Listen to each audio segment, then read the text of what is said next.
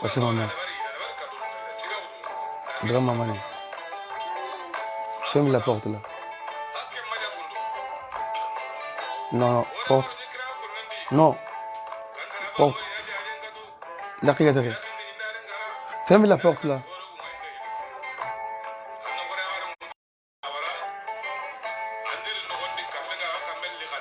Akun, ferme la porte.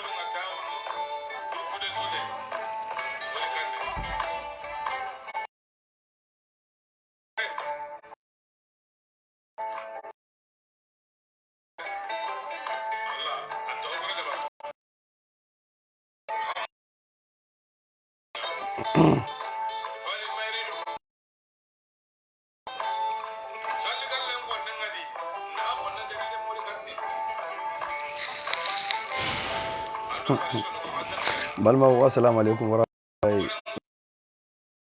Akira fama ma fanta zoli ici c'est un café bio faut sigiro akira fama balma akira fama de aras kebe be tora foi tenare tora kse klentena me kacha ko de kacha tante tan soro ka boko ko sebe ko be jigi barala fo souffé mais be mo chama ga video la je quoi be mo chama ga video la je mais te jigi jonade quoi tu vois ka be wala ka an be blasira an filɛ digi mun kɔnɔ la sisan an filɛ digi mun kɔnɔ an filɛ citation réseau ko bɛ na dɔɔni quoi réseau ko bɛ na dɔɔni ma fanta zoli ka foli bi ye fo sigi réseau ko de bɛ dɔɔni a bɛ ka n ka réseau bɛ ka tigɛ dɔɔni quoi arasiba ci an bɛ wagati mun kɔnɔna la an bɛ gɛlɛya mun wagati min na sisan arasiba ci a solution bɛ yira an na parce que nin wagati in de ka gɛlɛn a b'a kalama ko député kala ta ka gɛlɛn ni président voté député ta a ka gɛlɛn ni président voté parce que ni président ma tile ni président ma sira minɛ député de bɛ se ka président tile député de bɛ se ka président lataga bon n'o o tali bɛna kɛ il faut an ka hakili to a yɛrɛ la il faut an ka janto a yɛrɛ la solo an ka foli bi ye fo sigiyɔrɔ u bɛ dɔn an kan ni nafolow ye u bɛ dɔn an kan ni kumakan dimaw ye u bɛ dɔn an kan ni te ni fɛnw ye o wagati banna maliyɛnw mɔgɔ si kana ka hɔrɔnya n'a ka danbe fɛrɛ nafolo kama an ka miiri an ka jamana in na an ka miiri an denw siniɲɛsigi la an ka miiri an yɛrɛ ka avenir la an denw ka avenir wagati sera maliyɛnw k'a fɔ ko c'est bon n tɛ nin fɛ bilen n b'i ka hɔrɔnya permettre mais a wagati sera n balimaw a y'a ye arasiba ci ko mɔgɔ si kana voter kɛ candidat si ye il faut candidat in an na ka se ka kuma k'an ka sariyaw fɔ a ye an ka sariyaw mun ye k'a fɔ a ye ni e kɛra député san fɔlɔ i bɛ mun kɛ i kan ka nin kɛ i kan ka nin kɛ n'i sɔnna i b'a signer an bɛ vote k'i ye n'i ma sɔn fana c'est fini an ka député yɛlɛmani député Mamadu Hawa Gasama 25 ans a bɛ assemblée kɔnɔ 25 ans a bɛ assemblée kɔnɔ yɛlɛmani bɛnbaliya yɛlɛmani jinɔgɔ yɛlɛmani kɔngɔ yɛlɛmani ka ɲɔgɔn buruja ka ɲɔgɔn tiɲɛ dɔrɔn dutigiw ka fara ka bɔ ɲɔgɔn na furusa mun kɛra yɛlɛmani ni ma dan t'a la école t'anw bolo an ka école tɛ ka marché an ka madarasa kɔni o kuma tɛ yɛlɛmani taaɲa foyi de tɛ yɛlɛmani kɔnɔ 25 ans de pouvoir e bɛ assemblée kɔnɔ an t'a lajigi ka bɔ yen o wagati sera anw b'an t'a lajigi ka bɔ yen komi an filɛ wagati min na an bɛ député ta wagati de la anw ka yɛlɛmani ka député wala an b'a jigi ka bɔ yen a bɛ jigi ka bɔ yen wala bilayi sika foyi de t'a la Mamadu Hawa tɛ yan mɔgɔ wɛrɛ de bɛ yen Mamadu Hawa kɔni tɛ continuer ka anw mara tuguni a banna c'est fini bin kali masa haramani c'est fini bilayi c'est fini sa an yɛlɛmani ka denw an y'a yɛlɛla an yɛlɛmani ka denw an bɛna ko kɛ comme a bɛ bari mɔgɔw la quoi mais merci beaucoup mon guide Rasbach merci beaucoup ni lettre mu an y'a labɔ Cédric y'a labɔ ni lettre mu an y'a labɔ ni lettre bɛna kɛ sababu de ka bɛɛ lajɛlen sauver i b'a signer de n'i ma se an bɛ lettre an b'i lataa ni o lettre kelen de i ye mun signer de an b'i lataa ni o de mankan caman tɛ yen san 5 ka ca i bɛ san 1 san 2 n'i ma se an bɛ kokita ka bɔ yen mɔgɔ wɛrɛ bɛna sigi an kɔni inshallah an bɛna ko min kɛ an b'a dɔn comme n tɛ video kɛ waati yɛrɛ la kɔfɛ n bɛna sigi ka video kɛ n t'o la mais bɛ bɔ ka nin kuma fitinin fɔ maliyɛnw k'a fɔ ko n bɛ yan nin famana de parce que n ye message camanba de sɔrɔ message camanba sɔrɔ ko foyi tɛ n na mais n bɛ bɔ tuguni ka yɔrɔfili fitinin fara kan grand frère Barou Jara i kana bɔ ka mɔgɔ se répond i kana bɔ ka mɔgɔ se répond i kana bɔ ka hypocrite foyi répond i kana bɔ ka faso kunbasuluden foyi répond i kana bɔ ka jamanaden jugu foyi répond i kana bɔ ka ɲangoden foyi répond i kana bɔ ka hasiduden foyi répond i kana bɔ ka faso kunbasulidenw ta ɲɛ tɛ mɔgɔ minnu kɔnɔ i kana mɔgɔ se répond mɔgɔ minnu y'u ka hɔrɔnya fɛrɛ mɔgɔ minnu y'u ka danbe fɛrɛ mɔgɔ minnu y'u ka unité fɛrɛ i kana bɔ ka n'u répond mɔgɔ minnu b'a ɲini ka problème créer mɔgɔw ni ɲɔgɔn cɛ an bɛ bɛn ɲini olu b'a ɲini ka problème créer an ni ɲɔgɔn cɛ i kana bɔ olu répond grand frère Barou Jara bɛɛ lajɛlen bɛ e don Facebook in sanfɛ bɛɛ lajɛlen bɛ e don réseaux in sanfɛ grand frère Barou Jara bɛɛ lajɛlen bɛ e don réseaux in sanfɛ e kɔni i ko bɛn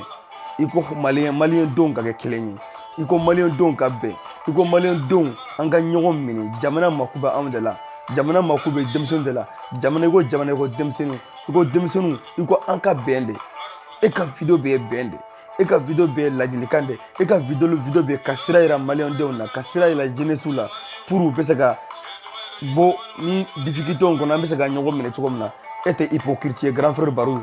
e tɛ hypocrite ye e ye hɔrɔnden de i ye halaladen de i ye erewoloden de i ka ni sen dɔ hypocrite i ka ni i sen dɔ hypocrite sen na parce que munna ko sen dɔ munna n'u y'i classé i kana bɔ ka i justifier fewu o to ye Amara Bacili Amara Najini Amara Bacili sera ka mun kɛ dugukolo in sanfɛ fɛn kelen ɲuman kɛ Amara Bacili sera ka fɛn kelen ɲuman kɛ fɛn kelen pe ɲuman kɛ Mali ka nin liti na pour jamana bɛ se ka nafa sɔrɔ la Amara delila ka fɛn kelen mun kɛ ne ɲɛ o de la Amara Bacili a ye mɔgɔ tɔgɔ fɔ ta olu de y'u yɛrɛ faga quoi olu de y'u yɛrɛ faga hɔrɔnya ani ka danbe ani unité n'i y'a fɛrɛ dɔn i ba fɛra ka ban Amara Bacili ye kuma fɔ a ka video kɔnɔ a ye mɔgɔ tɔgɔ fɔ a ka video kɔnɔ olu yɛrɛ de u yɛrɛ tɔ kɔfɛ olu de u yɛrɛ ba f'u ye olu yɛrɛ de kɛ mɔgɔw ye u ka hɔrɔn ta ka bɔ olu sanfɛ aw bɛɛ jɛ cogo di grand frère mon papa de valeur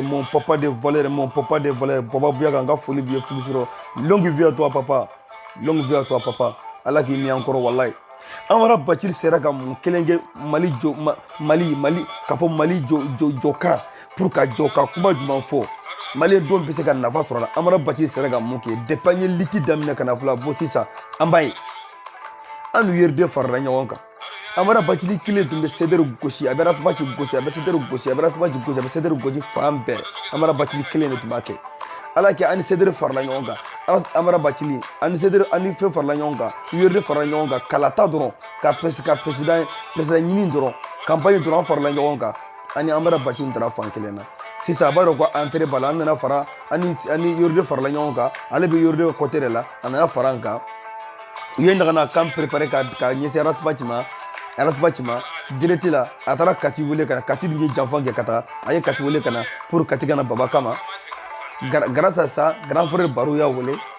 ka bilasira k'a fɔ toujours u ni Raspaci ka bɛn olu de bɛ Mali kɔnɔ anw bɛ kɔ kan u ka Raspaci ka bɛn u k'u tɛgɛ di ɲɔgɔn ma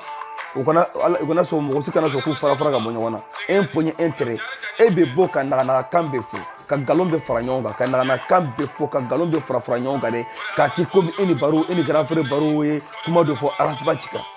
grand frère Barou tɛ hypocrite ye comme aw ɲɔgɔn na i ye mɔgɔ minnu tɔgɔ fɔ i ka video kɔnɔna la u bɛ hypocrite olu de ye ala minɛ ka bɔ ka Raspaci lagosi ka Raspaci nɔgɔ ka Raspaci taara ye vocal la u ka vocal bɛ an bolo ne de y'u ka vocal bɛ jouer n ka video la don min na i ye vocal jɛ ne vocal sɔrɔ dɔrɔn ne bɔra ka vocal jɛ i y'a sɔrɔ mɔgɔ caman t'a kalama grand frère de Bala yɛrɛ bɛ balo la a b'a kalama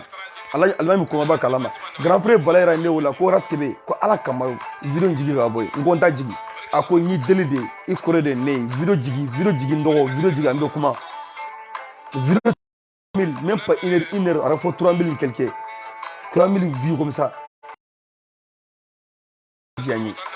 parce que vidéo in tun tagamanu kan de k'u tagamu kan ne ma mɔgɔ si de to yen ma grand frère Bala yɛrɛ ko n ka jigin mais bi bina bɛ cogo di olu ka hypocrite tout de man nga jɔ k'u bɛ arasaba ci éliminer Ivan ninnu ni base commande ninnu fɛn ninnu u bɛɛ ka vocal bɛ n bolo hali bi mɔgɔ o mɔgɔ kuma kuntan fɔ i ka vocal bɛ n bolo mɔgɔ o mɔgɔ kuma kuntan fɔ arasaba ci ma i ka vocal bɛ n bolo mɔgɔ o mɔgɔ k'a fɔ i ye kuma kuntan de fɔ arasaba ci bolo o waati la a vocal bɛ n bolo o tɛ effacer donc n'o fana an bɛ segin tuguni k'aw walo tuguni an t'aw si to yen e Amara Bacili e bɛ Ivan tɔgɔ fɔ yan base commande ninnu ye hypocrite ye basi koma ninnu ɲɔgɔn fasoden jugu tɛ basi koma ɲɔgɔn faso kumasolidenw tɛ jamana kɔnɔ bilayi talahi Ivan Konté mɛnɛ le chat Ivan tɛ mɛnɛ ale ta tiɲɛna an y'ale su dɔ ka ban ale tun bɛ panka putila fan bɛɛ naganagakan fan bɛɛ Ivan a tun bɛ naganagakan da fan bɛɛ naganagakan fan bɛɛ Ivan sera ka mun kɛ han Ivan sera ka mun kɛ naganagakan fɛ n bɛ arasaba ci jigi n bɛ arasaba ci mangoya n bɛ arasaba ci jigi n bɛ arasaba ci kete n bɛ arasaba ci kete n b'a kete ka ko fɔsɔn bɛ kɛ ko non ko a bɛ arasaba ci kete a ko kɛra cogo di tɔlu ma dɛsɛra a ye karisa pine minɛ a ye pine minɛ ma komisa a y'o pine minɛ ba bilezo o tɛ nin ye hɔrɔnya bɛ min danbe bɛ min faso kunbasolidenya gansan dɔrɔn nagadakan fo gansan dɔrɔn Ivan bɛ min duwawuden ni karatoden tɛ fara ɲɔgɔn kan quoi arasaba ci ye duwawuden de aw dun ye karatoden de mɔgɔ mɔgɔ bɛ arasaba ci ko i ye karato de mɔgɔ mɔgɔ bɛ arasaba ci ko i ye karato de mɔgɔ mɔgɔ bɛ arasaba ci ko k'a fɔ ko i bɛ arasaba ci tɔgɔ de tiɲɛ mɔgɔ mɔgɔ bɛ arasaba ci ko ka tɔgɔ de tiɲɛ ka mangoya i ye karato den i ye faso kunmasuluden i ye faso kunmasuluden de sinon bi bina jamana kɔnɔ Mali kɔnɔ ni arasaba ci tɛ an tɛ se ka bɔ ɲɔgɔn la depuis arasaba ci nana bɛɛ lajɛlen bɛ ka kunnafoni sɔrɔ depuis arasaba ci nana bɛɛ lajɛlen bɛ ka kunnafoni sɔrɔ arasaba ci taara kalo kelen dama kɛ Sénégal dɔrɔn maliyɛnw kɛra ko fa de b'u la maliyɛnw kɛra komi u t'a dɔn bɛna mun yɛrɛ kɛ tuguni an tɛ mɔgɔ tɛ mun bɛ se ka kunnafoni d'an ma mɔgɔ tɛ mun bɛ se k'an bilasira faso kunmasuliden gansan bɛɛ seribe ninnu bɛ min Amara Bacili ninnu bɛ min kati ninnu bɛ min ni faso kunmasuliden gansan de faralen bɛ ɲɔgɔn kan k'olu b'u tɛgɛ di ɲɔgɔn ma k'u bɛ taa arasaba ci lagosi faso kunmasuliden gansan fasoden jugu gansan fugaridenw gansan de faralen bɛ ɲɔgɔn kan k'u bɛ arasaba ci la kɛlɛ an bɛ ni cɛ in to aw ye an bɛ arasaba ci ta aw ye an bɛ se ka arasaba ci ta aw ye faso kunmasuliden gansan arasaba ci taara Sénégal jɔn sera ka fɛn kɛ arasaba ci bɔra Mali ka taa Sénégal a banabagatɔ arasaba ci banabagatɔ taara Sénégal mun tun b'u yɛrɛ kɛ fasojɔlaw ye mun tun b'u yɛrɛ kɛ révolutionnaire ye mun tun b'u yɛrɛ wuli f'u b'u terrain k'u kunkolo la bɛɛ ni les serbons ninnu Amara Bacili ninnu aw sera ka mun kɛ Mali i gouvernement ye Ala minɛ ka jamana bɛ tila ɲɔgɔn na u ye jamana bɛ tila ɲɔgɔn na gouvernement jamana bɛ tila ɲɔgɔn na URD bɛ fara nin kan yan fɛ la Adama ni Sadi bɛ fara ɲɔgɔn kan yan fɛ la URD ani RFM bɛ fara ɲɔgɔn kan aw tun bɛ se ka nin bɔ ka yira anw na wa aw tun bɛ se ka nin fɔ anw ma k'a sɔrɔ u ye bɛnbɛn mun kɛ u ye bɛn mun kɛ aw tun bɛ se ka nin kɛ wa mais non c'est n'importe quoi aw de bɛ bɔ tuguni k'aw bɛ arasaba ci lagosi aw bɛ arasaba ci humilier aw bɛ arasaba ci nɛni ko ta k'a sɔrɔ aw ɲɔgɔn faso kunbasuldenw tɛ an bɛ se ka arasaba ci ta aw nɔfɛ aw ɲɔgɔn kunbasuldenw tɛ a bɛɛ n'o tɛ papa ye bonya kan ninnu ɲɔgɔn kunbasuldenw tɛ a bɛɛ ni Alaw tala cɛ aw tɛ fara cɛ la wa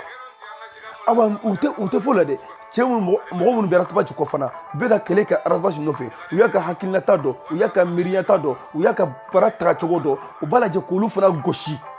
sinon u taara bagajɔn na u taara faga grand frère Baru de ma Amara Bacili faso kunmasuliden a taara bagajɔn Baru Jara grand frère Baru Jara cɛ kelen bɛ réseau kan a ma ka taabolo sanse a ko arasaba ci sɔlima a ko arasaba ci e wasi arasaba ci ka hakilinata a b'o de kɛlɛ kɛ ale bɛ bɛn de ɲini aw ni ɲɔgɔn cɛ ale filɛ Papa Biaga filɛ nin ye Papa Biaga fɔ fana ale ni Baru Jara ninnu ko de ko bɛn ninnu ko jeunesse ka bɛn olu ko jeunesse ka bɛn olu ko maliyɛndenw ka bɛn olu ko an ka bɛn olu de ka taabolo ma sanse olu ko arasaba ci a n'a ka hakilinata ani ka bɛn sabata ni ɲɔgɔn cɛ Papa Biaga fɔ fana ani Baru grand frère Baru Jara faso kunmasuldenw bɛ wuli k'u bɛ taga baga ninnu mɔgɔ fila ma ni cɛba fila an fa ale ni an grand frère Baru Jara faso kunmasuldenw bɛ wuli k'u bɛ taga baga ninnu fana la aw kan'o jaabi an bɛ yan papa an bɛ yan parce que dɔ ye video bɔ i kan n tun manqué no wali tɛ kuma mais n bɛ segin ka na tigi kama n b'a bɛɛ place la bɛɛ ni Alaw tala cɛ faso kunmasuldenw a ye arasaba ci lajɛ kunun a taara ouverture média kan 4200 combien personnes tun bɛ ka suit jamana kɔ kan ni jamana kɔnɔ faso kumasul denw tɛ ka miiri foyi la dɛ ko arasibaci jamana bɛ dingɛ kɔnɔ kalan tɛ ka kɛ jamana kɔnɔ lakana tɛ ka jamana kɔnɔ lakana tɛ yen kalan tɛ yen ji tɛ yen kuran tɛ yen foyi tɛ yen aw tɛ wuli ka cɛ dɛmɛ k'o kɛlɛ kɛ a ye wuli ka cɛ dɛmɛ k'o kɛlɛ kɛ o t'o kɛ dɛ u bɛ wuli ka cɛ tɔgɔ tigɛ faso kumasul denya hasiridenya anw b'a aw to yan n'an ba aw jigi ala kana fosi ka ɲɛ dugukolo sanfɛ an bara bacili bɛɛ n'i kama bɛɛ ni alaw tala cɛ e faso kumasuluden n'a figi besenkone kafirimafiri aw de bɛ ala minɛ k'anw kɛ fasolonjugu ye k'anw ka gidi lagosi an bɛ se k'aw to yen cogo ye an bɛ se k'aw to yen cogo di aw ko aw bɛ arasibaci aw tɛ arasibaci fɛ anw bɛ kɛ aw fɛ yan aw ko aw tɛ arasibaci nɔfɛbagaw aw t'u fɛ an bɛ se ka an bɛ se ka tugu aw kɔ mɔgɔ mɔgɔ tɛ arasibaci fɛ i ye faso kumasuluden mɔgɔ tɛ arasibaci fɛ i tɛ fasoliden ɲuman ye bilahi maliyɛn don ne rasikɛ bɛ de filɛ k'a fɔ hali tɛ nimisa k'a fɔ tuguni a bɛɛ ni alaw tala cɛ parce que munna cɛ kelen pe mun y'i ba nafolo la cɛ kelen mun y'i ba tɔgɔ la cɛ kelen mun y'i ba mobili la cɛ kelen mun y'i ba fɛn bɛɛ lajɛlen ma ka ca ko jamana arasibaci baranbagatɔ dɔ bɔrɔla ka bɔ sɛnɛgali dɔgɔtɔrɔ yafara ma bi a bɔrɔla k'i ɲɛsin mali ma kana ko n ka jamana fɛ dingɛ kɔnɔ fo n kana vite fait la mais arasibaci ala ni cɛ i nana bɛn i na wagati ma i nana bɛn i na wagati ma arasibaci parce que ni e tun mana mali dibite ninnu filɛ ka mun kɛ ni dibite kalata in na ni e tun mana an tun t'a dɔn k'a fɔ ko ja ye nin bɛɛ kɛ rpm ani URD ka fara ɲɔgɔn kan ka fanga ɲini ɲɔgɔn fɛ adema ani sadi ka fara ɲɔgɔn kan ka fanga ɲini ɲɔgɔn fɛ ko a y'an ta sisan a y'an ta mais n'a y'an ta an bɛ tila ka fara ɲɛfɛ a y'an ta a ye vote an ɲɛ sisan a ye vote an ɲɛ mais n'a y'an ta sisan an bɛ tila ka fara ɲɛfɛ balimaw hɔrɔnya bɛ min danbe bɛ min yɛrɛwoloya bɛ min mandenkadeya bɛ min a y'an ta sisan mais a y'an ta sisan n'a y'an ta kɔfɛ an bɛ tila ka fara ka bɔ ɲɔgɔn na aw yɛrɛ ka intérêt aw sɔnna ka fara ɲɔgɔn kan o la mais jamanadenw ka intérêt aw ɲinɛna olu kɔ quoi a y'a faamu an balimaw a ye vote an ɲɛ a ye vote anw ɲɛ a y'anw ta n'an kɛra dibitew ye an bɛ laban ka fara ka bɔ ɲɔgɔn na bɛɛ bɛ taga sira fɛ en tout cas anw kɛra dibite ye anw kɔni ye pilasi sɔrɔ faso kumasuludenw nin tɛ hɔrɔnya tɛ nin ye nin tɛ maliyɛn den yɛrɛwoloya in tɛ nin ye nin tɛ hɔrɔnya ye nin tɛ danbe ye nin tɛ maliden ɲuman ye a bɛɛ ni alaw tala cɛ fulela tuguni URD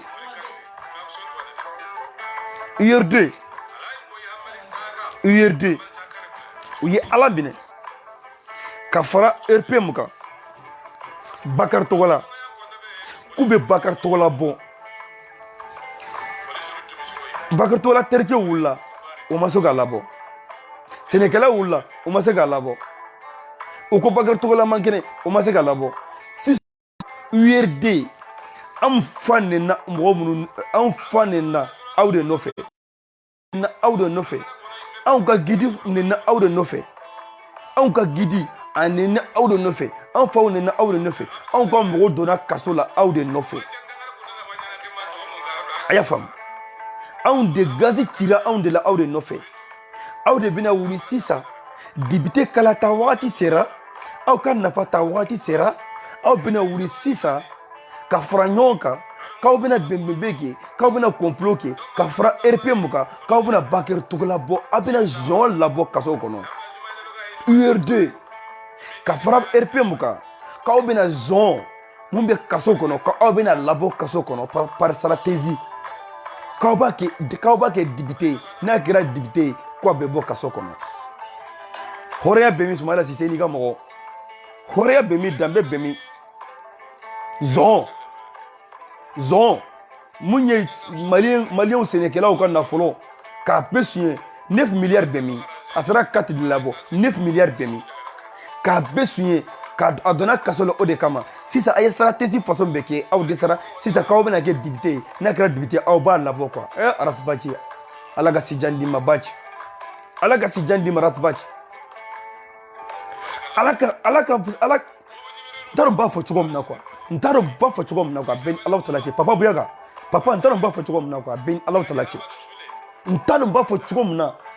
e yɛrɛ ni ala anw de fa nana Urdu nɔfɛ k'anw ba nana Urdu nɔfɛ ka gazi cɛ na Urdu nɔfɛ k'anw faw n'an faw neni k'anw kɔrɔw neni k'anw mɔgɔbaw neni k'an don kaso la k'an neni ka fɛn faso bɛ ka fɛn faso bɛ ka aw Urdu nɔfɛ aw ma miiri k'a fɔ wagati mun na an tun bɛ ka kɛlɛ kɛ aw nɔfɛ anw tun bɛ ka segin k'aw nɔfɛ anw faw n'an baw nana an ka mɔgɔw donna kaso la aw de sababu la aw ma miiri o la aw bɛ taa fara URPM kan sisan kalata waati sera a b'a dɔn ko Bakary Togola sɛnɛkɛlaw b'a fɛ n'an y'a labɔ a bɛ taa campagne na an fɛ sɛnɛkɛlaw fɛ sɛnɛkɛlaw bɛ se ka vote kɛ aw ye sisan aw bɛ taa fara ɲɔgɔn kan a bɛ taa fara RPM kan k'aw bɛ Bakary Togola sama ka bɔ kaso la Soumana Cissé i ni ka hɔrɔnya bɛ min Soumana Cissé n'a ka mɔgɔw hɔrɔnya bɛ min danbe bɛ min maliden ɲumanya bɛ min Bakary Togola mun ye ala minɛ k'ale Mali sɛnɛkɛlaw ka nafolo bɛ suɲɛ ko a ye dɔɔni dɔw da kɔnɔ k'u bɛɛ bɛ makun mɔgɔ mun minɛna ka don kaso la k'a fɔ a ye ko jamana nafolo suɲɛ a ye jamana nafolo tara ye a ye jamana nafolo suɲɛ ka don kaso la aw t'a dɔn a bɛna stratégie min kɛ k'a labɔ aw t'a dɔn a bɛna mun kɛ aw ko a man kɛnɛ o ko a tɛ bila sisan ko aw b'a kɛ député ye sisan député n'a kɛra député ye a bɛ bɔ aw t'a kalama k'a fɔ crime mun y'a don kaso la crime mun y'a don kaso la o kɔrɔ ye crime mun ko a ye suɲɛli de kɛ a donna kaso la yan'a ka kɛ député ye yani a ka kɛ candidat ye a donna kaso la yani a ka kɛ candidat ye hali n'a kɛra député ye a tɛ se ka labɔ hali n'a kɛra député ye aw tɛ se ka labɔ hɔrɔnya bɛ min hɔrɔnya bɛ min bilahi o de y'a kɛ ne ko ne tɛ sɔn maa si ye o de y'a kɛ ne tɛ n ko n tɛ maa si fɛ o de y'a kɛ n ko n tɛ maa si suit o de y'a kɛ ne ko n ko n tɛ maa si suit n tɛ maa si fɛ n tɛ maa si kute n tɛ maa si lajɛ ni Arasbachi tɛ yen grand frère Bala Yara n ka foli b'i ye fo sigiyɔrɔ grand frère Bala Yara grand frère hɔrɔnya bɛ min Bakary Togola terikɛw wulila ka mankan kɛ fan bɛɛ a ma bila sɛnɛkɛlaw wulila a ma bila a ka avocat wulila a ma bila o ko a man kɛnɛ a ma bila sisan URD Soumana Cissé ka mɔgɔ URD a bɛ taa fara RPM kan k'a bɛna kɛ stratégie ye ka vote kɛ ka Bakary Togola kɛ candidat ye pour que Bakary Togola n'a kɛra candidat sisan a bɛ bɔ kaso la nin ye Bakary Togola bɔcogo de ye kaso la mɔgɔ si m'o kɛ dɛ mɔgɔ si ma dɛmɛ ka Bakary Togola bɔ kaso la dɛ mun ye suɲɛli mun ye hɔrɔnw ka nafolo suɲɛ mun ye sɛnɛkɛlaw ka nafolo suɲɛ fo URD Soumana Cissé n'a ka mɔgɔw k'aw bɛna Bakary Togola labɔ sisan aw ma miiri anw ka sɛgɛn na aw ma miiri Arasbachi ka sɛgɛn na aw ma miiri Sedere ka sɛgɛn na aw ma miiri k'anw faw u y'an faw neni u y'an baw neni u y'an faw neni k'an baw neni k'an ka gidi neni an ka mɔgɔw la à cause de ça aw ma miiri nin bɛɛ la k'aw bɛna fara RPM kan k'aw bɛna Bakary Togola labɔ kaso la ko parce que n'a bɔra kaso la sɛnɛkɛlaw b'a fɛ a bɛ taa campagne kɛ aw ye aw bɛ se ka sigi ka aw bɛ se ka passer cogo min na mais aw miirila jamanadenw na ba aw miirila jamanadenw na aw miirila Arasbachi ka umatɔw la ba Arasbachi ka umatɔw aw miirila Arasbachi ka mɔgɔw la ba aw miirila jamanadenw na ba o don an miirila anw denw na anw minnu olu bɛ tɔɲɔ la san 5 in kɔnɔ la o don an miirila olu la mais an ma miiri olu la dɛ aw yɛrɛ ka intérêt personnel de aw filɛ ka miiri o de la quoi aw t'a kalama ko Arasbachi ka université kɔnɔ a camanba de bɛ yen Arasbachi ala ka sijan di ma Bachi a bɛɛ ni Alahu Taala cɛ kelen mun a bɛ se ka maliyɛnw bɔ nɔgɔ la Arasbachi de don anw si tun tɛ nin kalama pewu an bɛ sigilen tun ye kalo kelen ni kɔ an t'a dɔn bɛna mun kɛ Ben le Serbo Amara Najini Kati 24 ninnu ani faso kumasuludenw Seku Tunkara ninnu ani Ivan le Shah Ivan ninnu ani faso kumasuluden ninnu mun ye Arasbachi janfa o bɛɛ min a bɛɛ faso kumasuluden a bɛɛ faso kumasuluden mɔgɔ mɔgɔ bɛ Arasbachi contrôle la i tɛ Arasbachi fɛ i ye faso kumasuluden bin i ye faso kumasuluden sini ni Arasike bɛ de y'a fɔ i ye hypocrite de anw tɛ se ka tugu hypocrite kɔ bilahi n'an tugura mɔgɔ wɛrɛ kɔ mun tɛ Arasbachi ala ka nin minɛ o dɔn ni ne tugura mɔgɔ wɛrɛ kɔ mun tɛ Arasbachi ala ka nin minɛ o dɔn Arasbachi ka cɛbaw mɔgɔ min bɛ ka kɛlɛ kɛ Arasbachi nɔfɛ comme grand frère Bala Yara ninnu Barou Jara ninnu grand frère Bala Yara ɲɔgɔnna ninnu Barou Jara ninnu ani Papa Buyaga ninnu ani Jɛnɛ ninnu ani Camu ninnu ni Johnson ninnu ni grand Abel Lion ninnu ani bɛɛ lajɛlen mɔgɔ bɛ ka lutter kɛ Arasbachi nɔfɛ n'u ninnu tɛ ne tɛ maa si de fɛ ni ninnu tɛ ne tɛ maa si fɛ n b'a fɔ vili de kɔnɔ mɔgɔ mɔgɔ tɛ rasibati fɛ n t'i fɛ mɔgɔ mɔgɔ tɛ rasibati ka nɔfɛ mɔgɔ fɛ n t'i fɛ mɔgɔ mɔgɔ tɛ sɛdɛri fɛ n t'i fɛ n'i ko rasibati i ko sɛdɛri n'i ko sɛdɛri i ko rasibati n'i ko e tɛ sɛdɛri fɛ ça fait dire i tɛ rasibati fɛ awa mɔgɔ mɔgɔ tɛ rasibati fɛ ne arasikɛmɛ t'i fɛ awa ne ko aw bɛ hypocrite mɔgɔ mɔgɔ tɛ rasibati fɛ ne k'i bɛ ko i hypocrite de jamanaden ɲuman bɛɛ bɛ rasibati fɛ a y'a lajɛ bi anw tɛ dɔrɔn bɛna mun kɛ ja dibitɔw bɛ ka ala minɛ URD ka taga fara RPM kan Ebola aw ko mɔgɔ mun ye Ebola ye aw ko mɔgɔ mun ye Ebola ye aw bɛ taga fara Ebola mɔgɔw kan sadi Umaru Mariko b'a nɛnbaraba la Umaru Mariko b'a nɛnbaraba la a nɛn ka di fo k'a faga Umaru Mariko a nɛn ka di fo k'a faga a bɛ rasibati contrôle la don o don ale bɛ rasibati contrôle la don o don mankan ci fu la geli fan bɛɛ e bɛ taa fara ɲɔgɔn kan Adema Umaru Mariko de ko Adema de Mali ci Umaru Mariko de ko Adema de Mali ci i ko URD bɔra Adema de la i ko URD bɔra Adema de la RPM bɔra Adema de la Umaru Mariko de nin bɛ fɔ e ko olu de jamana ci sisan e ni Adema mɔgɔ bɛ allié aw b'a miiri la bɛti de ya aw b'a miiri la ko an ye bɛti de ya anw tɛ bɛti ye koyi an tɛ faso kunba su den ye grand frère Karamba Jabi anw tɛ faso kunba su den ye koyi anw tɛ bɛti ye koyi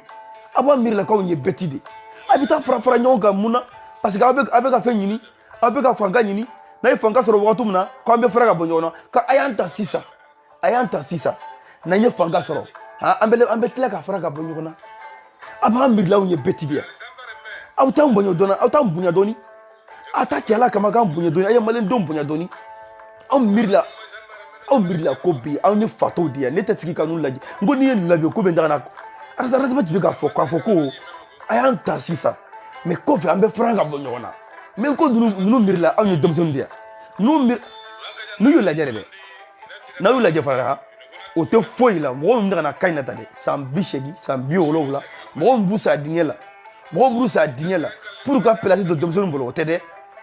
f'olu ka place ɲini ne sigi ka ninnu lajɛ quoi o tuma ninnu bɛ miiri anw sɛgɛn na anw ka tɔɔrɔ la don jumɛn ninnu bɛ miiri anw ka sɛgɛn na don jumɛn ninnu bɛ miiri maliyɛndenw ka hami la don jumɛn balimaw Allah subhanahu wa ta'ala cɛ kelen mun o ye rasibati ye o cɛ kelen in wallahi suma wallahi ni cɛ kelen in wallahi ni tilara anw na don o don ni tilara anw na don o don maliyɛndenw b'u tɛgɛ bɛ kiw da la maliyɛndenw tɔw bɛna mun kɛ a y'a lajɛ ala filɛ ka mun kɛ bɛɛ ni seribɔn tun bɛ mankan na Amara Bacili ninnu Umaru Mariko ninnu bɛ taa mankan na u bɛ taa fan bɛɛ bana mun a se tun b'a dimi pour a ka taa i lafiya kalo kelen kɔnɔ ka yira maliyɛndenw na ni hakili bɛ mɔgɔ min na mɔgɔ min bɛ miiri hakili bɛ mɔgɔ min na k'a fɔ n bɛ na rasibati la taga a bɛ sigi k'a lajɛ kalo kelen n'a bɛ ko kalama a bɛna bɛɛ faamu k'a fɔ ko ni rasibati tɛ jamana tɛ foyi ye rasibati taara Senegali kalo kelen ni ko jamana sumalen sujet tɛ maa si bolo mɔgɔ si dɔ bɛna mun fɔ bɛɛ sigilen bɛ fanini banini gansan la dɔrɔn fanini banini gansan rasibati taalen dɔrɔn bɛɛ lajɛlen ye rasibati place dɔn mais a nana tuguni bɛɛ lajɛlen ye sujet sɔrɔ président ye kuma yɔrɔ sɔrɔ député ye kuma yɔrɔ sɔrɔ premier ministre ye kuma yɔrɔ sɔrɔ hali rasibati ka ennemi bɛɛ ye kuma yɔrɔ sɔrɔ sisan grâce à rasibati anw tɛ rasibati in tɔ maa si ye dugukolo sanfɛ quoi wallahi bilahi mais anw kunkolo bɛ mɔgɔ min na dɛ mɔgɔw kunkolo b'u la olu de bɛ nin dɔn k'a fɔ ko rasibati a ka place mɔgɔ tɛ se ka ta parce que a taara Senegali yen n'a kana maa si ma se k'a ka place ta bɛɛ ni sɛri bɛ ninnu bɛ nin Amara Bacili najini bɛ min Amara Bacili faso kunbasuliden Amara ne tɛ Amara Bacili mɔgɔ faso mun ye quoi i bɛ taa i ta fana se grand frère Baro ma quoi Baro Jara mɔgɔ min da tɛ kuma caman na mɔgɔ min ko jeunesse ka bɛɛ mɔgɔ ko jeunesse ka bɔ da kelen fɛ ka don da kelen fɛ o ye Amara Bacili ye mais faso kunbasuliden dɔrɔn o ye Baro Jara ye mais faso kunbasuliden Amara Bacili dɔrɔn o de y'a attaqué Allahu akbar a bɛɛ ni Alahu taala cɛ hali rasibati jugu ya dɔn k'a fɔ rasibati de jamana in ye hali rasibati jugu ya dɔn k'a fɔ rasibati de Mali ye billahi bɛɛ lajɛlen y'o dɔn ne b'aw ɲininka mɔgɔw tun bɛ k'u yɛrɛ b'u yɛrɛ kɛ révolutionnaire ye f'u taara bɛɛ ni le cerveau ninnu u bɛ min bɛɛ ni cerveau bɛ min bɛɛ ni le cerveau bɛ min kati veti kati ninnu bɛ min Amara Bacili ninnu bɛ min Ivan Cha ninnu bɛ min Basi Koma ninnu mɔgɔ mɔgɔ bɔra Arasabati ko a bɛɛ ta tiɲɛna ne b'aw ɲininka ala kama kira kama maliyɛn dɔn a ka tiɲɛ fɔ ne Arasikɛ bɛ ye sa ne b'aw ɲininka de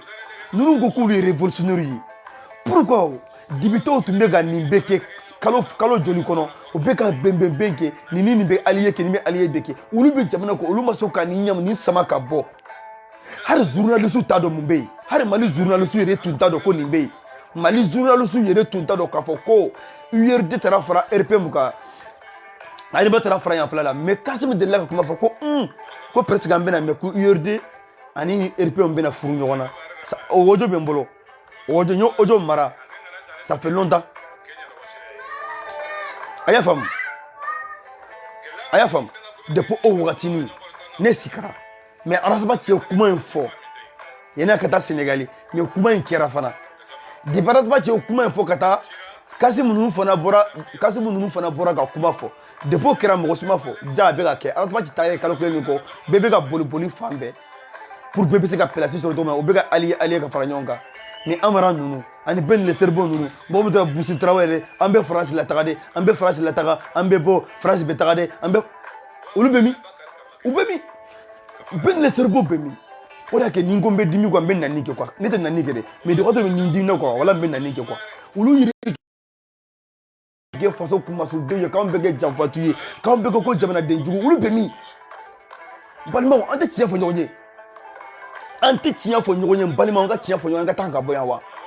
an ka tiɲɛ fɔ ɲɔgɔn an ka taa ka bɔ yan ni Arasabati tɛ anw tɛ se ka tugu mɔgɔ si kɔ ni Arasabati tɛ anw tɛ se ka mɔgɔ lamɛn ni Arasabati tɛ anw tɛ mɔgɔ si lamɛn an tɛ mɔgɔ si kɔ an mako tɛ mɔgɔ si la bilahi ni Arasabati tɛ n'an ye an faga o don ala k'an faga ala ka bamuru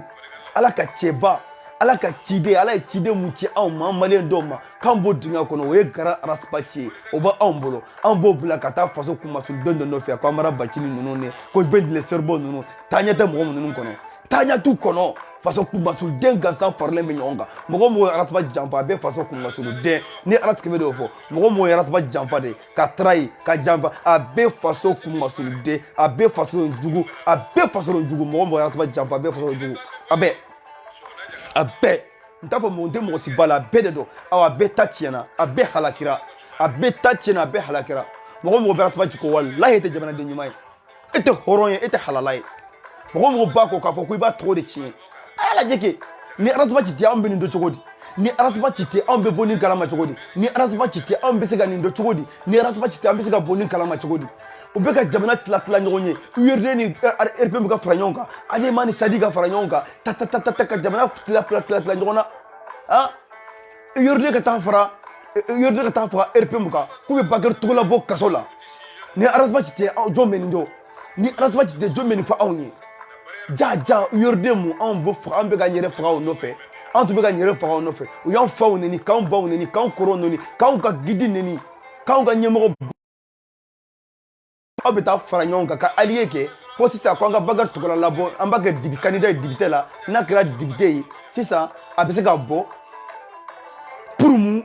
olu ka intérêt dɔrɔn pour ka taga sɛnɛkɛlaw fɛ u bɛ wari d'a ma a bɛ taa sɛnɛkɛlaw fɛ sɛnɛkɛlaw b'a fɛ sɛnɛkɛlaw bɛɛ bɛ se ka voter kɛ olu ye olu bɛ se ka fanga sɔrɔ cogo di a bɛɛ de filɛ nin ye u ka intérêt kama URD u ka intérêt kama u taara fara RPM kan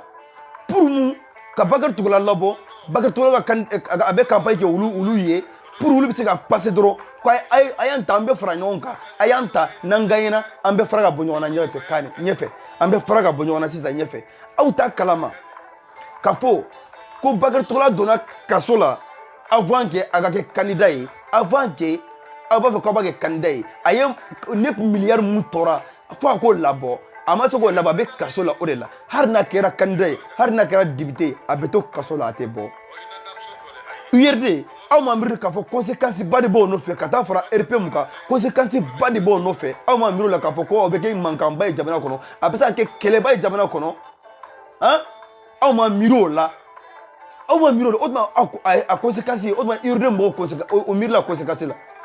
balimaw ala tigɛ bɛ ɲininkali kɛ o tuma urne mɔgɔw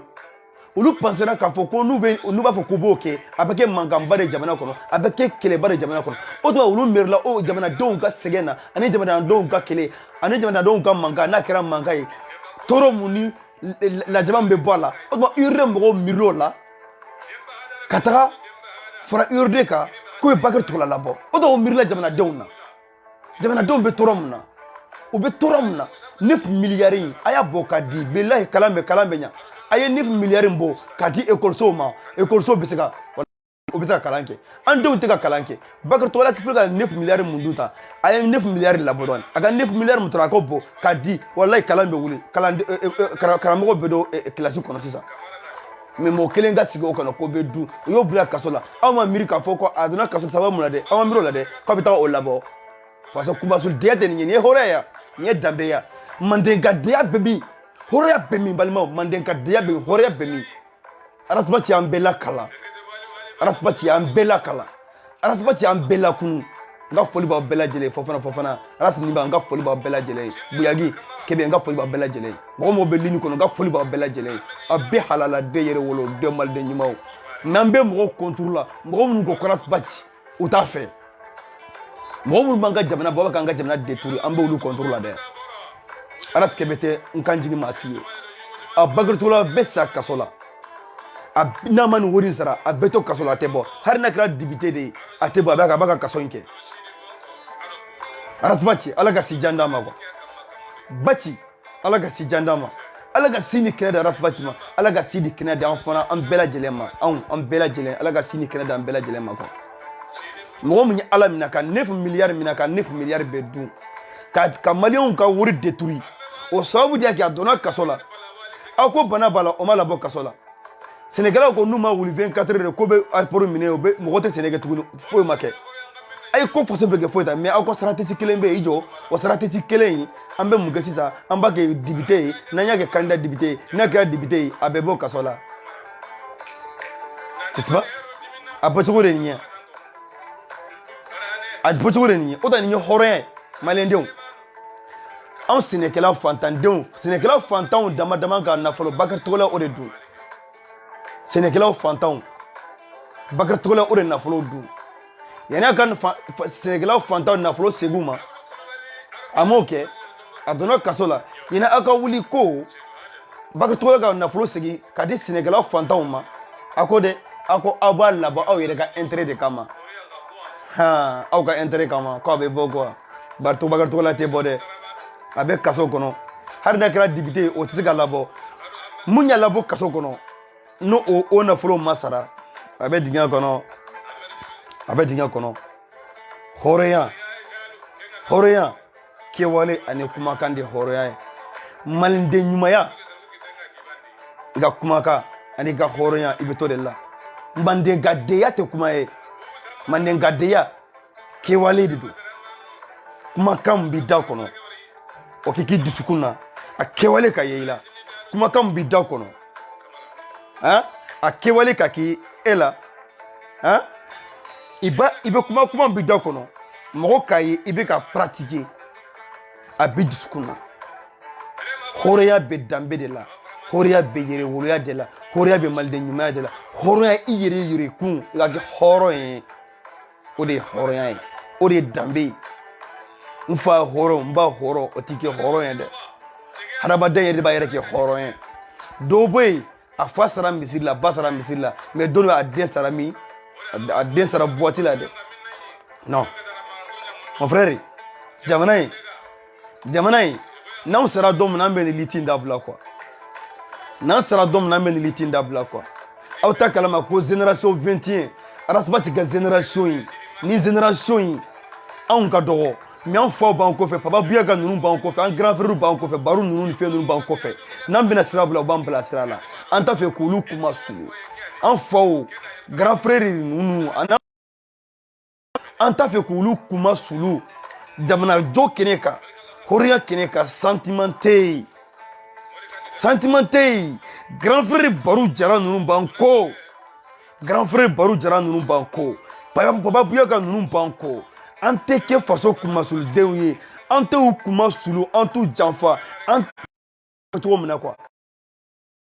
banko grand frère Barou Jara nunu banko papa Bouyaga nunu ɲɔgɔnna banko mɔgɔ minnu kunkoloba b'aw la kunkoloba b'u la hakili b'u la u bɛ k'an bilasira tu sais mɔgɔ ka liti tɛ kelen ye mais mɔgɔ bɛ kuma dɔrɔn i b'a kuma faamu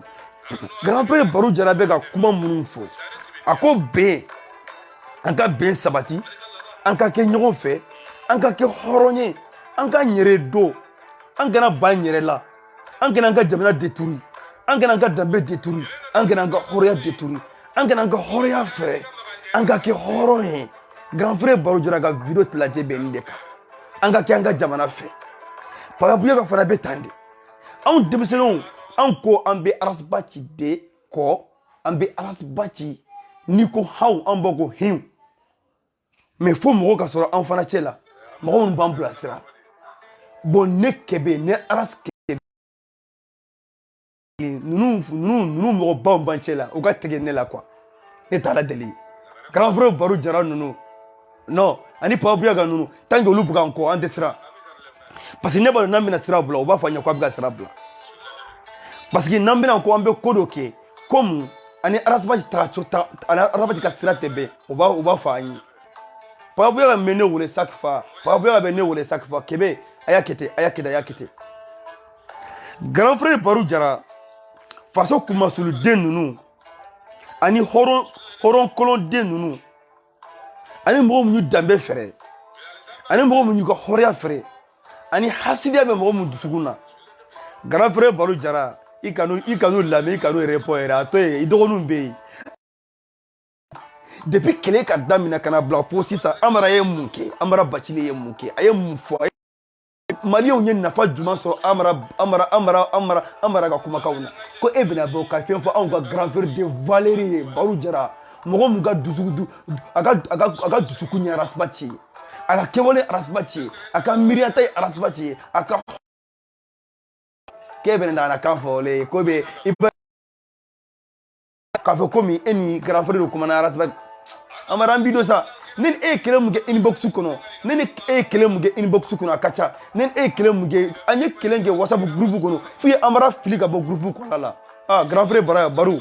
n ka foli b'i ye fo sigiyɔrɔ n ka foli b'i ye fo sigiyɔrɔ o ni ensemble grand frère kunun y'aw ka video lajɛ a ka video a bɛɛ de don video wala a bɛɛ de don kana bɔ ka faso kumaso dɔw yɛrɛ pɔ tuguni to ye petit frère bɛ yen petit frère bɛ yen grand frère Barou Jara moi je suis fier de toi billahi tallahi je suis fier de toi depuis ye kɛlɛ daminɛ combat kɔnɔ i ka kuma bɛɛ jamana a ye bɛn dɔrɔn a ye bɛn aw kana ɲinɛ aw yɛrɛ kɔ a ye bɛn n'i ko jamana i ko jeunesse n'i ko jamana i ko jeunesse an bɛ yan an b'aw ko fo saya wallahi billahi an b'aw ko fo saya mais Amara tɛ yan Amara tile kelen ma kɛ hɔrɔn ye a ma kɛ hɔrɔn jɛɲɔgɔn ye a b'a fɔ ko cu ci a b'a ko ca sini Amara a deli ka liti jumɛn kɛ Mali kɔnɔ ko maliyɛndenw ye nafa sɔrɔ Amara ka liti jumɛn na ne m'o de ye Amara Bacili ka liti jumɛn ko a ye liti kɛ ko nin liti filɛ ko hɔrɔnya ko maliyɛndenw ye kuma sɔrɔ ne m'a ye ani mɔgɔ min tɛgɛ filɛ ɲɔgɔn na bi ɲɔgɔn bolo ko bɛɛ ni le seribɔ arasiba tɛra Sénégal kalo kelen ni ko u sera ka mun kɛ u sera ka mun fɔ maliyɛndenw ye aw bɛ se ka bere aw bɛ se ka tɛgɛ biri aw ɲɛda la wa aw bɛ se ka tɛgɛ biri aw ɲɛda la ko n bɛ dilan sanfɛ n ma wuli fɔlɔ a kɛra faama ye dɔɔni arasike bɛ bɔra k'a ka bila fiɲɛ fɛ mais n bɛna sigi grand frère Barou n bɛna sigi kana an bɛ kɛlɛ mun na bi an bɛ kɛlɛ wagati de la parce que kɛlɛ mun fana mun don fo an k'an wuli k'an jija k'an dusu kɛ kelen ye k'an kameraw kelen ye pour an bɛ se k'an ka jamana sauver cogo min na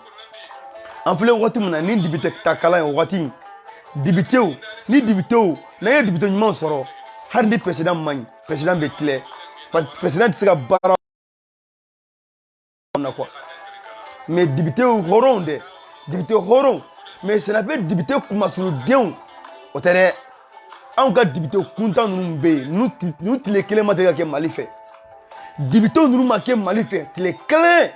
Mali ni député ninnu ma kɛ Mali fɛ tile kelen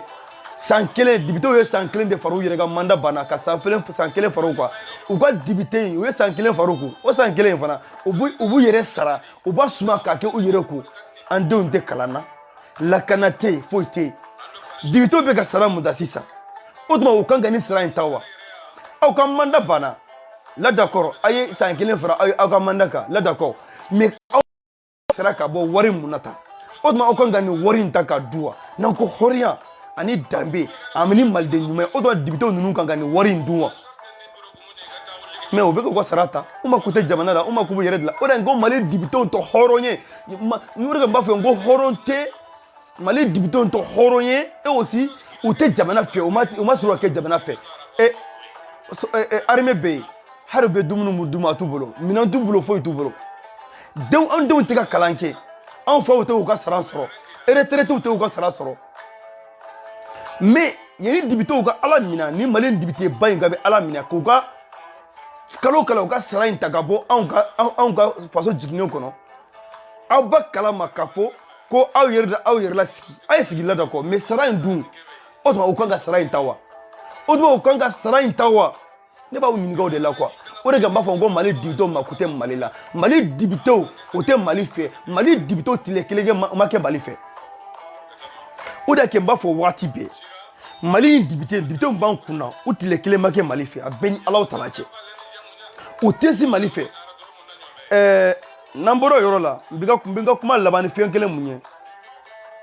mali député mali gouvernement mali député mɔgɔ si tun t'a fɛ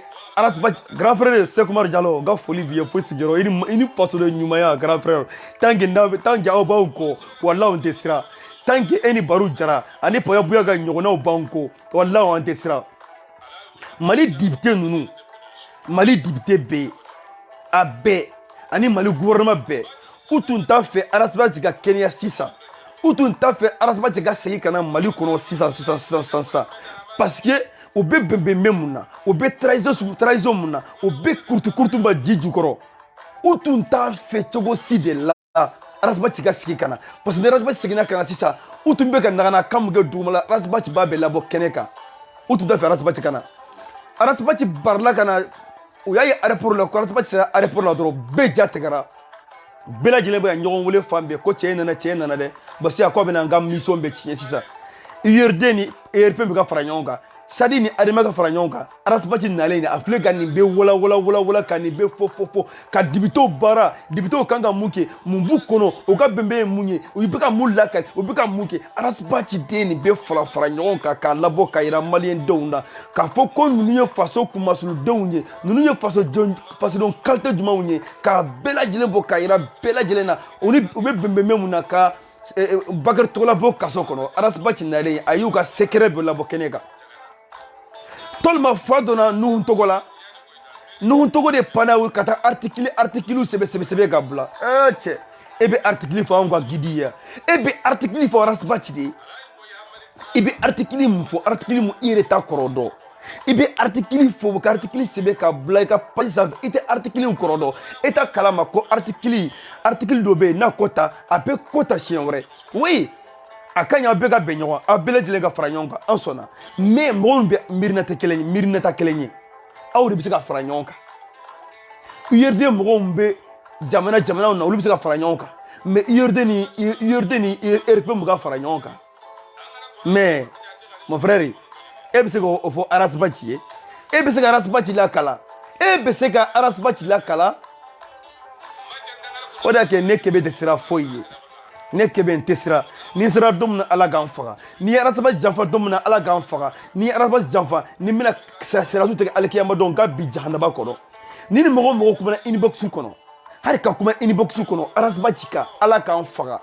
n ko ni mɔgɔ tɛ Arasabati fɛ ne kɛbɛ t'i fɛ ni mɔgɔ tɛ CDR mɔgɔ fɛ t'i fɛ ni mɔgɔ tɛ Arasabati fɛ ne kɛbɛ t'i fɛ pewu ni mɔgɔ tɛ Arasabati hali ni y'a dɔn mɔgɔ ko i ni Nuhun Togo ninnu bɛ hali kuma la cogo dɔ la ne b'i haramu de wala ne b'i haramu de Nuhun Togo Arasabati ka ennemi ninnu k'a fɔ ko hali n'a kɛra anw ka mɔgɔ dɔ de an yɛrɛ ka mɔgɔ dɔ don an ka mɔgɔ dɔ de ko i ni bɔ contacter b'i haramu parce que i ye hypocrite de parce qu'il y a hypocrisie. Mɔgɔ bɛ taa aratuma ka ennemi fɛ aratuma ka ennemi inu bɛ baro kɛ inu bɛ kuma il y a hypocrisie de ne kɛmɛ bi haramu a bɛɛ ni Alahu Taala cɛ aratuma ka ennemi ko ina bɛ contact la ko ina bɛ baro kɛ inu bɛ nafigi de annamam iza bana amru azallu min al-yatim yati bi haula bi wajhin summa yati bi haula bi wajhin aras kebe tola aras kebe baga koyena aras kebe halala yere de biga koyena mbeg biga koyena biga keleke faso jo keneka horoya keneka nte basiko kombe togonyini nte togonyini de nte togonyini la mais ne be ngombe aras bajige ko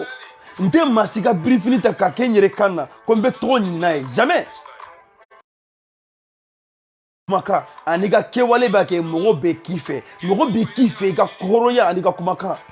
ne u ye ne bagabaga ko ne taara Mali ko bɛ n don kaso la n balima ma deli ka nin fɔ aw ye dɛ ma deli ka nin fɔ mɔgɔ si ye ko kɛbɛ e bɛ ka nin kuma bɛ fɔ e bɛ nin bɛɛ la ni nana Mali an bi don kaso la ni nana Mali an bi don kaso la Aras Kebe taara Mali dɛ Aras Kebe taara Mali